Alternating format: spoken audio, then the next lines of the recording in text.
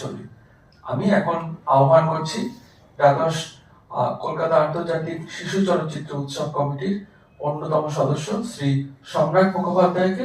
তিনি এই ছবি শুরুর আগে ছবিটি সম্পর্কে কিছু কথা বলবেন। ভালোবাসা, এখানে যে সমস্ত ছোটরা উপস্থিত আছো, ছোট্ট দু একটা কথা বলা ছবিটা শুরু করবার আগে। ছবি শুরুর আগে আমি জানি যে তোমাদের কথা শুনতে একদমই ভালো লাগে না, আমারও লাগতো না, তবু একটু বলে নেওয়া এই জন্য যে এই শোটার একটা বিশেষত্ব আছে।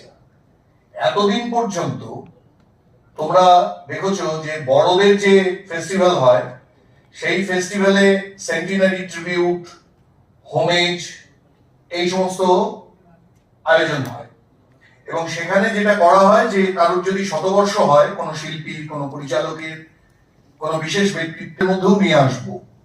এবং সেই জন্য আজকে এই ছুটির দিনটা আমরা তিনজন মহান শিল্পী, আমাদের বাংলার তৃপ্তি মিত্র, সন্তোষ দত্ত এবং সলিল চৌধুরী, এই তিনজনের তিনটে ছবি আজকে সারাদিন ধরে শিশির মঞ্চে দেখানো হবে।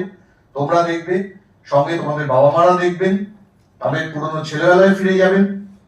এই মানিক ছবিটা দেখে তোমরা একটা বই অবশ্যই পড়বে, বা হয়তো অনেকে পড়েও ফেলেছো।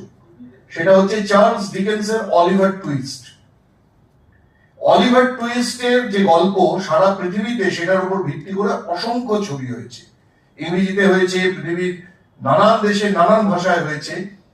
আমাদের বাংলায় এটা 1961 সালে তৈরি করেছিলেন বিজলীবরণ সেন। এবং এই যে ছবিটা, এই ছবিটার সম্পর্কে দুটো কথা আমি বলবো খালি। একটা হচ্ছে যে এই ছবির একটি বিশেষ চরিত্রে অভিনয় করেছেন তৃপ্তি মিত্র। তোমরা বাংলা থিয়েটার, তার প্রবাদ আধুনিক চেহারার বাংলা থিয়েটার যেটা আমরা দেখি, তার সূচনা যে মানুষগুলো করেছিলেন, শম্ভু মিত্র, মনোরঞ্জন ভট্টাচার্য, গঙ্গাপদ বসু, তাদের সঙ্গে যিনি ছিলেন তিনি এই মহীয়সী তৃপ্তি মিত্র। 1925 সালে উত্তরবঙ্গের দিনাজপুরে তিনি জন্মান, পরে কলকাতায় চলে আসেন এবং 19 বছর বয়স থেকে তিনি থিয়েটার করেন ভারতীয় গণনাট্য সঙ্গে জবানবন্দি নাটকে। থিয়েটারের মানুষ হিসাবেই তার খ্যাতি।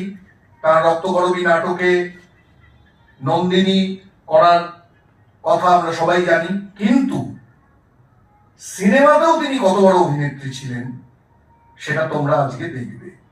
এই ছবিতে তিনি এমন একটি চরিত্র করছেন, যে চরিত্রটি একটি গুন্ডার দলের থাকা একটি মেয়ে। এই ধরনের চরিত্র তোমরা দেখেছো নানা রকম